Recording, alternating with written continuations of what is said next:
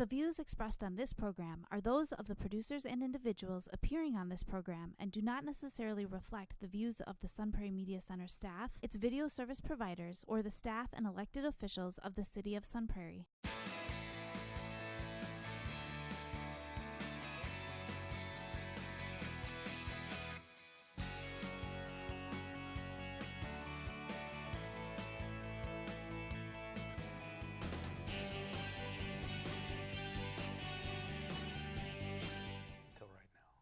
Hello and welcome to Real Reviews. My name is Jamison Rabbit, and the man seated next to me is the new face of Revlon. His name is Mike Roth. Some people are born with it. Yeah? Some people are Revlon. I know, it's not the right I think that's one. Maybelline. It is. Amazing marketing that I heard the jingle as you were talking. How do you feel about that guy that does Sprint, and now he's doing other... Oh, you like the Verizon guy, the Can You Hear Me Now? Yeah. And then he moved over to the competitor? Yeah, I feel like that is wrong somehow. I don't know why. Betrayal. Betrayal, yeah. I agree. So I just kind of did that with the Revlon Maybelline thing. And I was, So here we are. We are celebrating a little bit. It is our 300th episode. that is amazing. Congratulations, sir. Congratulations. This is the 300th consecutive week that at least one of us has been here. Mm-hmm. And there's been times where it's just been one of us. Right. Yeah. Sorry. But, yeah, pretty cool that we've reached kind of a big milestone. Yeah, this is And we got huge. a pizza to show for it today. And I've been eating it, and I'm full, and I'm happy, Yeah. and now we're going to do this show. talk about You're some gonna hear me movies. burp. It's going to be great. Look out, kids. All right, let's get into what we have on the marquee this week. The first movie I have is film from writer and director Destin Daniel Cretton. It is Just Mercy.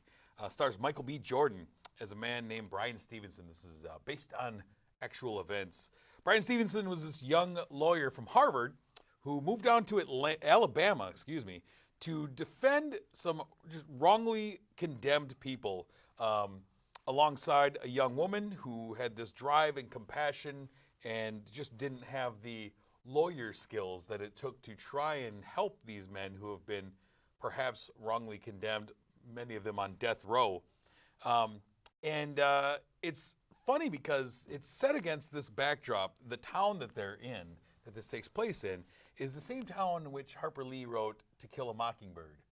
It's the town that Atticus Finch was actually practicing law in.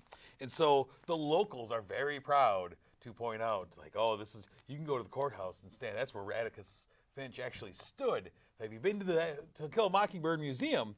And, so this is a spot where, kind of a legendary spot for fighting for civil rights and against inequality. Yeah. But they haven't actually progressed very much since that point.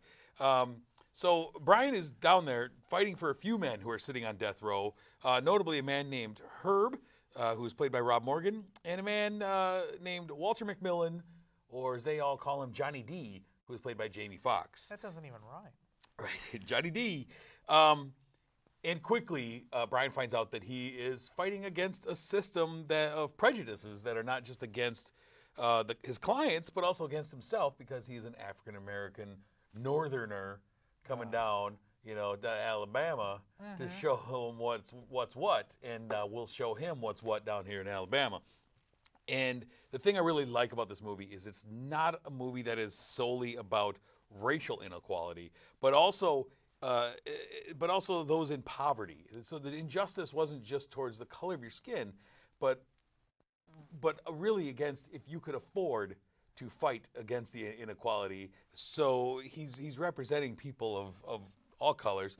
And the system in Alabama kind of was specifically made to make justice kind of inaccessible for those who couldn't afford it. And so you see as he's fighting to get these guys new trials because of things that happened along the way of their trials, whether their lawyers were incompetent, whether the lawyers were flat out racist against them, or whatever. And there's evidence, exculpatory evidence that proves, like, there's no way this guy could have done it. And you're going to sentence him to death. And they're like, yeah, it's fine. We're okay. And so you start to see this kind of systematic abuse of power and how they can't fight back. And it takes someone who's willing to fight back and has the character and the knowledge, and that's Michael B. Jordan's character, has all these things. And Michael B. Jordan in this movie just was amazing. Kind of really showed his range in this film. From the trailers going in, I said, this looks like one of those movies like young Denzel would have been in. And he very much reminded me of that in this film. Like, really big presence in this movie. Jamie Foxx is stellar in this movie as Johnny D. And in fact, he's not even like the main guy for half this movie. He's trying to get Herb off of death row, and then the focus turns to Johnny D's character. They don't make it seem like that in the trailers. Right. They almost make it seem like he has equal play. Yeah, I mean, a lot of it is surrounding his trial, but Herb's sentenced to death first. We got to deal with his first, and then we'll move on. And you also have Tim Blake Nelson, who's putting in this great performance as this, guy who was the man who got him put in prison because of his testimony that maybe was or wasn't coerced. Brie Larson stars in this as well. Oddly, she's really given nothing to do. She's like the Michael B. Jordan's partner in the law firm who kind of brought him down and like, we need to help these people. But then she's just kind of out of the movie. She's answering phones, like kind of wasted a really talented actress. Well, I noticed that with a lot of movies. We'll talk about another one that has a lot of huge stars in it, but they only have minimal parts. Do you think maybe they just enjoyed the project so much that they jump on, and that's the reason? I'm not sure. I mean, it felt like she had an important role in the real life story, but it feels like I don't know, the focus just wasn't on her at all in this movie, which I thought was kind of interesting. The movie is a little overly long, but the message is really strong in this one. And there were several moments where I just decided not to wipe the tears, just let them go, because there's some really emotional moments. There's characters like, Herb and Johnny D. You see how the system is kind of beating them down and how they just expect to have no chance at justice. Yeah. And that's heart-wrenching to see, where it's like, a lawyer comes in, it's like, I'm gonna get you a new trial. He's like, it's not gonna matter.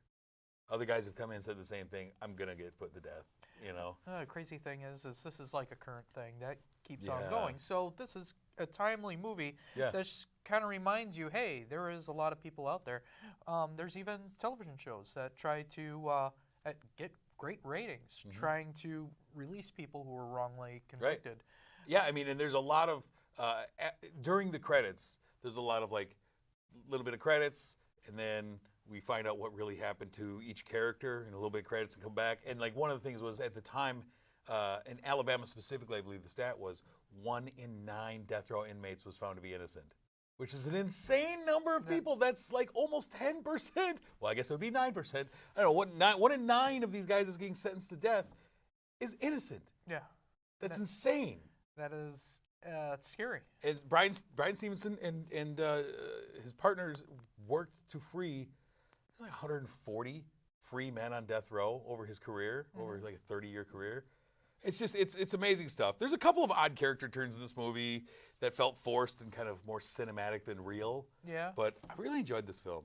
I really liked it. Good performances. And so Just Mercy, I give 4 out of 5 stars. Nice. Check it out. I will Okay. eventually. Fair enough. What's the movie you have, sir? We have Underwater, directed by William Ebank. Yep. Now I'm going to go with that. What we have is a little bit into the future. We have some deep sea expedition trying to get more oil out of the ocean floors. We're talking about maybe 7 miles down. The pressure down there will absolutely crush you. And this movie opens up with already problems happening. We have Kristen Stewart. She plays Nora. She's just brushing her teeth. It's an average day of saving daddy long legs from the sink. And she, all of a sudden, we have some water, and they have to escape. I love this opening action sequence. It was a really cool opening action sequence. You have these decisions that you have to make. You had some slow-mo where she's getting pushed back. It was stylistic, but not over-stylistic to the point where you kind of lose the action. And pretty much it's a team of a small group of survivors having to pretty much get out of there, walk to the next base. Yeah. I guess the ocean floor is littered with these things. Unfortunately, before they even go, there's foreshadowing where you hear this monster like screaming on this air, and they're just like, well, let's go. We gotta go. And it's after that it becomes very much a typical horror movie where it's the same thing. You have your group. Some get picked off. Some you think get picked off. Then they come back. It feels like it's a paint-by-number horror film. Lot of jump scares. A lot of jump scares. Not as much as you get in a typical horror film, but the lack of scenery change. It's pretty much the same thing over and over and over again. And I hate to be hard on this because I just saw a movie that was fantastic really recently that showed exactly how a good movie should be shown, where you can be entertained. And this one, it just came off as a little bit blah. It was okay.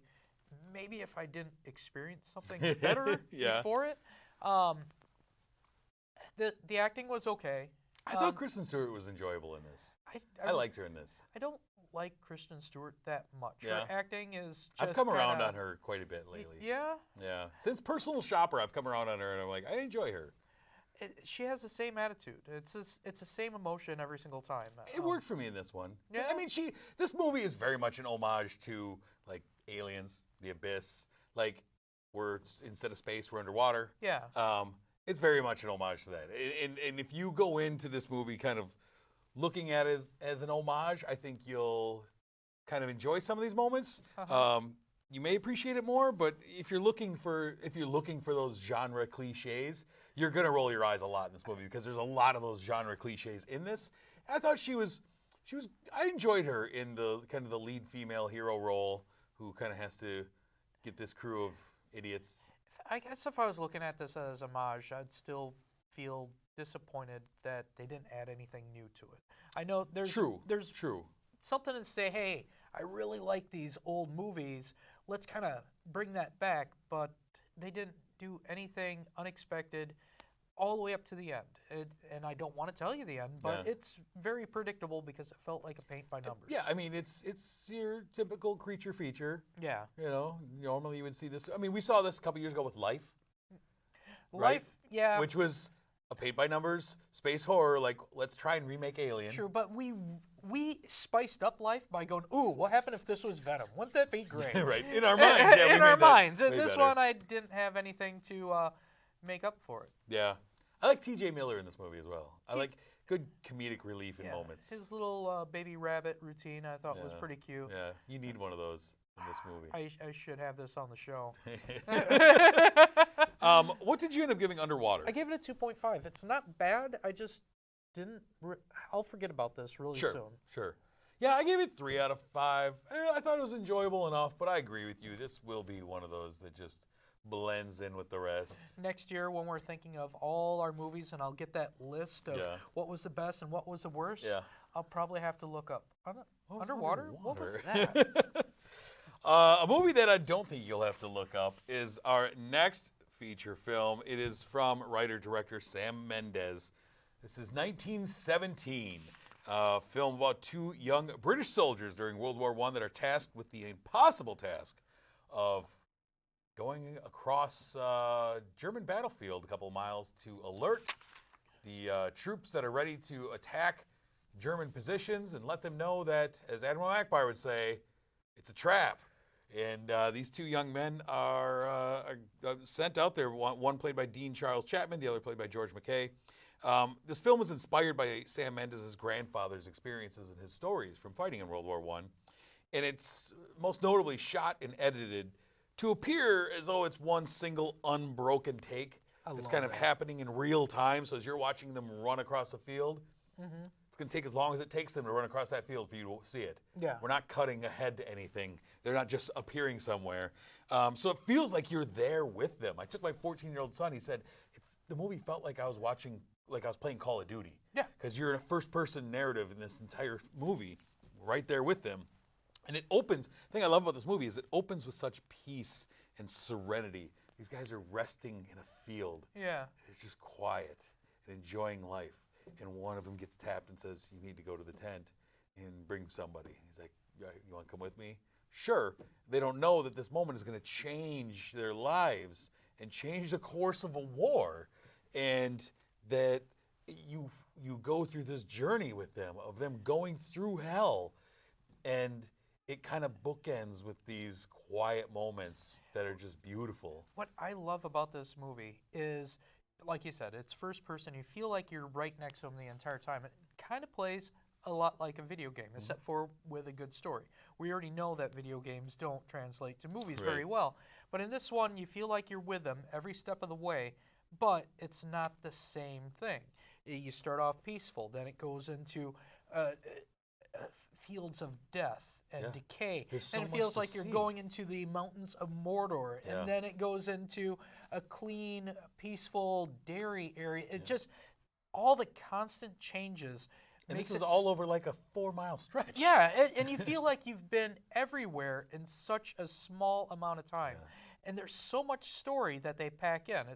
Every segment is maybe only 15 minutes long, but it feels important to the journey. Where a lot of other, like James Bond movies and stuff, it feels like, oh, we're on a new location because you expect because we need to be here. We need to get to Munich just so you can see it.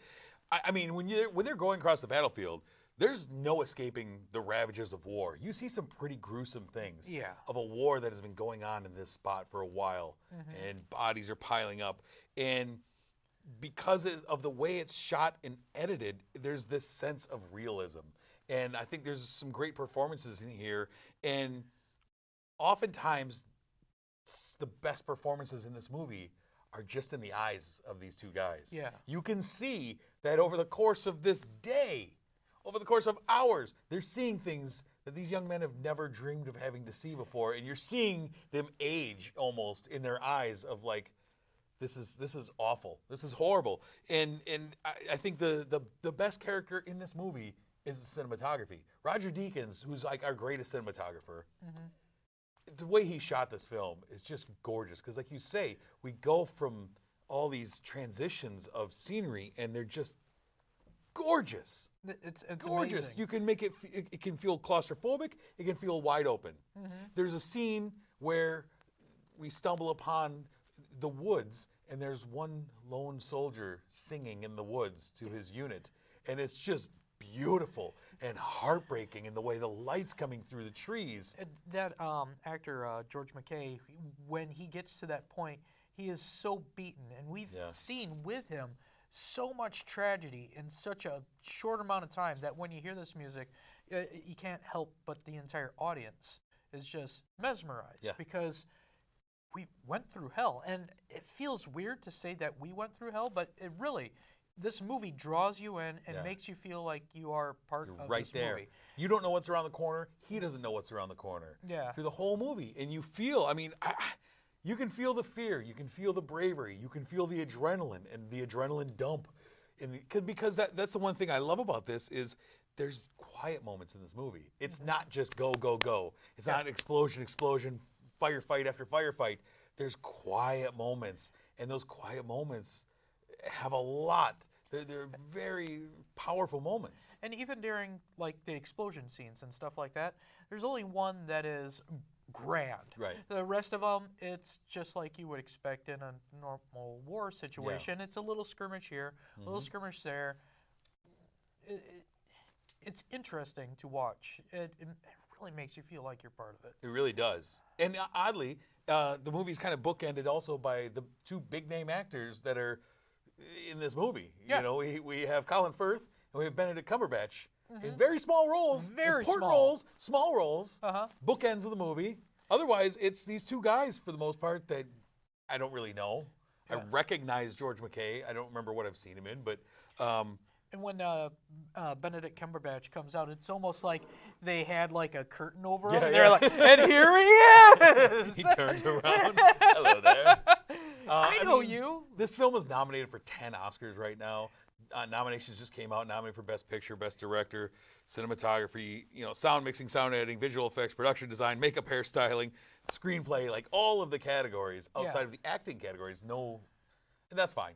No acting categories for this one, but nominated for 10 awards. I believe it. It's a lot of war movies I don't care for. It seems like the directors and the writers always make their soldiers into this one mold, and it's the same one every single time. This time, I felt these were real people. They're young people that were put in a war, whether they wanted to or not. Right. And you get to know their stories, and their journey is fantastic. It's more about the story and the adventure than it is about watching things explode for a while. And I really love this movie a lot. Yeah, I do as well. And you can feel that this is a personal film for Sam Mendes. Yeah. He made this movie as an homage, a love letter to his grandfather who told him all these stories. And this was personal for him. This is the first, I believe, the first film he's actually written the screenplay for. Normally he just directs them. And you can tell that it was a lot of care was put into this. And just the way, I mean, we saw it with Birdman a few years ago, where it was edited to look like one shot. Yeah. And sometimes that can feel like a trick, you know? Like, okay, great, you did this to draw your attention away from maybe the script wasn't strong enough, but here's a hook of, you know. But this, it just all feels like it all came together really nicely. It's a nice story, shot beautifully, edited beautifully. It's just an enjoyable movie. I'm curious to see what you gave 1917. It's a 5. Yeah. I definitely, it doesn't deserve less. I cannot find a flaw in this movie. It is, it's a perfect film. Waiting for all this, and you're like, 3 stars. Yeah. No. I agree with you, man. I gave it 5 stars as well. It's one of the best movies we've had. And this is a 2019 movie because it came, you know, the old thing where it comes out in one theater back in 2019. But and seeing the trailers and stuff, I was thinking, oh, this is just going to be another war movie. I'm sure it's going to be great, but it's going to be cookie cutter. But this is above grade. And we don't get a lot of World War I movies. No, we don't. That's nice to see. Well, it's not one that Americans really got into. Well, and it's interesting because it feels like for American audiences, we only care about the war movies that we're involved in. Yeah. Thus, the World War II movies are huge. You know, it's like, oh, World War I. Yeah, we're going to watch a movie about the Brits. Oh, yeah. But they made you care. And, you know, this is, people are really enjoying this. Yeah, they should. I'm sure we'll be talking about this some more. I'm sure it's in the going near to future. be a name. Do you remember what year this was supposed to be? 1917? Yeah, I think so. Yeah, they didn't mention right. it. I think I remember seeing something. Okay, only mistake. They never mentioned the year. Yep. Let's take a look back, sir, for our movie throwback this week. We chose a film, look, as we said at the top of the show, it's our 300th episode. Yeah. So we chose a movie that goes right along with that. 2006's 300 from director Zack Snyder. This is the first movie that I remember seeing Gerard Butler in and knowing who he was. Yeah. Starring as King Leonidas, king of the Spartans. Yeah, I didn't know the Spartans had thick Scottish brogues. Yeah. But apparently they did. So 300, you know, it's Zack Snyder, written, directed, really had his fingerprints all over this film. A very stylized film that really the look of this film was borrowed and copied many times after this. Yes. The you know, the slow-mo, the blood splatter, the tinting, saturating the color and altering the contrast of everything. You know, the spirit and all these movies afterwards tried to recapture this. Yeah. To lesser including effect. Zack Snyder. Yeah. Zack Snyder is still using all of these techniques in movies, and they don't work. No. This movie, I think, is a perfect vehicle for Zack Snyder's style, though. I remember when this came out, I was watching the trailers, and I'm like, this is going to be the best movie ever. And then it was a very long trailer, and I'm like, oh, that's not good. I'm like one of the few people, a lot of people rave 300. When I went to the theater to see this, I was disappointed with the amount of style over substance. And It very much is. This is a guilty pleasure movie for me, Yeah. all the way. Like, I've watched this movie, I don't know, 10 times probably. And I think it gets worse every time, but I enjoy it just as much. Like, I think it's so over-the-top ridiculous. Yeah. And just the look of it and the quotes. I mean, it starts off with Gerard Butler is just over-the-top ridiculous. But the quotes, you know, this is Sparta. Or my favorite quote is when they say, you know, when Xerxes says, my arrows will blot out the sun. You know, we have so many because it's 300 Spartans going against thousands of. And he's like, well, then we'll fight in the shade.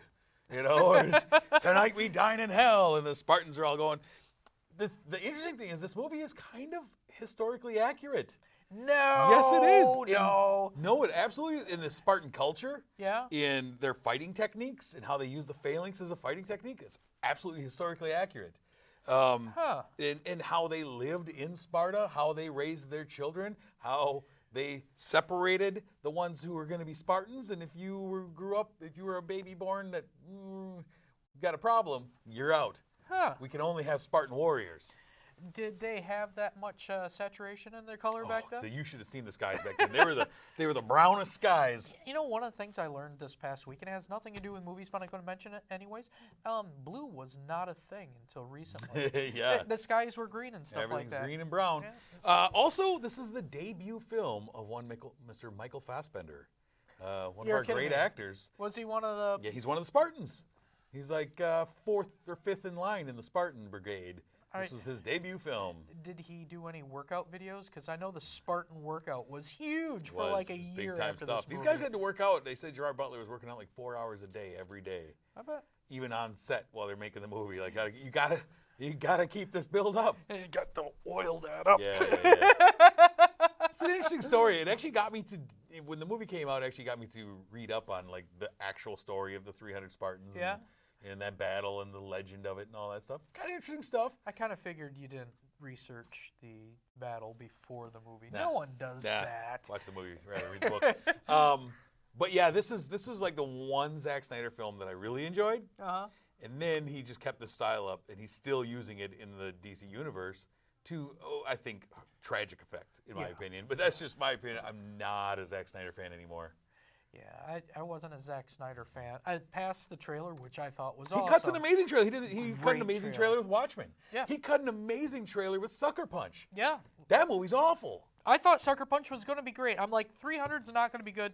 Sucker Punch is going to be great. That movie's I have garbage. not finished that one yet. No. I get halfway through twice, and I'm like, colonoscopy with a rotary drill. It's no good. That movie sucks. And that's happened. Anyways, 300. Go check it out. Let's take a look ahead at what's coming soon, though, Mike. Weekend of January 24th. We have 3 movies. The first one is the new Guy Ritchie movie we talked about last week, The Gentleman. I'm looking forward to it. Matthew McConaughey, Charlie Hunnam, Hugh Grant. I got a feeling it's either going to go one way or the other. It's going to be really fun or it's going to be horrible. That seems to be his playing field. I seem to root for Guy Ritchie every time. Yeah. I'm mostly wrong. We also have a film called Run, about a young girl who is on the run for something's happening to her family. This one stars Anna Paulson, I believe, or Sarah Carlson. I don't remember. I'll just believe both of them are in there. I don't remember. And then the last one is The Turning, which is a horror movie with the young man Finn Wolfhard, who seems to be in everything. He has a new nanny. And I think comes into the house, and he's acting super creepy. It looks like all those Stranger Thing actors are coming out, and doing stuff. That's what we have that weekend. Before we leave you, we have to thank our sponsor, Marcus Theaters, The Palace here in Sun Prairie. Thank you for sponsoring this program. 300 episodes. You've made a lot of this possible by letting us come in there and see these movies. We also want to thank everyone who has worked on this show to help make this possible and help us celebrate today. Of course, our station manager, Jeff Robbins, Mara Trusty, Rachel, we have Colin, Logan in the booth. What's his last name? Logan Rabbit. Oh, there we go. Colin Lessing in the booth. And Alex Chin, one of my favorites. Yep. Always here to help make this possible. We always appreciate you guys. You're the best. Logan, you do a great job making us look good. You got to see what they got us earlier. You go on Facebook or... We got red vines. I know that. Yeah, it was a nice big pizza and it said 300 and pepperoni. That was just because we were talking about the movie 300. That's why. They were excited about it. They were excited about our... All of them are big fans. Yeah. Sir, next week we're going to have a lot of fun, I can feel. Next week we're going to be talking about Bad Boys for Life. We're also going to be talking about Robert Downey Jr. in Doolittle. But more importantly, we're going to be talking about our top 10 movies of 2019. We finally get into what were the best films of the year. Do you like the best films or the worst films episodes better? I kind of like trash in movies. Yeah. But I'm curious to see what's in your top 10. That always excites me. But we'll find out next week, right along you, while we discuss those films. But until that time, I'm Jamison. I'm Mike Roth. Thanks for watching.